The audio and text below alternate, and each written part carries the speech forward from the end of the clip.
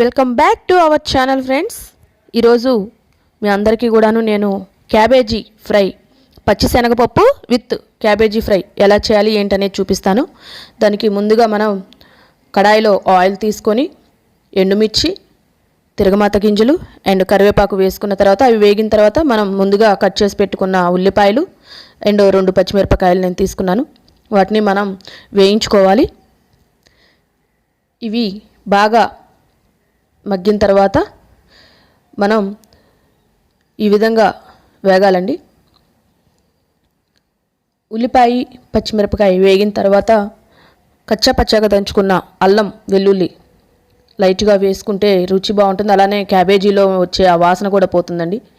వేయించుకున్న తర్వాత ముందుగా ఒక 20 నిమిషాల పాటు నానబెట్టిన పచ్చి శనగపప్పు నేను ఇక్కడ ఒక పావు కప్పు తీసుకున్నాను.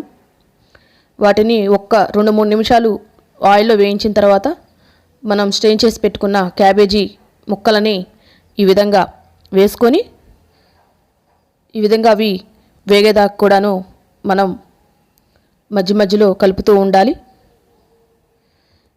మీలో ఎంతమందికి ఈ రెసిపీ తెలుసు, పచ్చి శనగపప్పుతో కూడాను ఇలా చేయొచ్చు ఫ్రై అని చెప్పేసి తెలుసు, నాకు ఒకసారి కామెంట్ బాక్స్లో రాయండి. అలానే మనం ఇక్కడ నేను ఒక 2 స్పూన్ల ఉప్పు, అలానే కొంచెం పసుపు, 1 స్పూన్ కారం తీసుకున్నాను. ఇప్పుడు అవి మొత్తం వేసిన తర్వాత బాగా మిక్స్ చేసుకొని మూత పెట్టాలి. మూత పెట్టిన ఒక 5 మినిట్స్కి మనం సిమ్లో పెడితే చాలా బాగుంటుందండి కర్రీ. సో తర్వాత 5 మినిట్స్ తర్వాత మళ్ళీ ఒకసారి ఈ విధంగా మధ్య మధ్యలో 3 మినిట్స్ 4 మినిట్స్కి ఒకసారి మనం మధ్య మధ్యలో ఈ విధంగా తీసి కలయబెడతా ఉండాలి.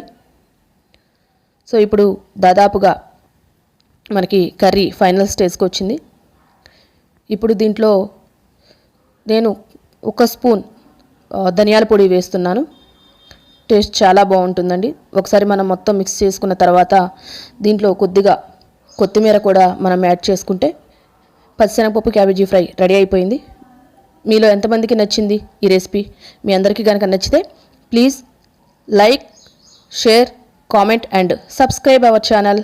ప్లీజ్ మీ అందరూ చేస్తారు కదా, నాకు తెలుసు మీ అందరూ మంచివాళ్ళు కాబట్టి. ఓకే, బాయ్ బాయ్ అండి.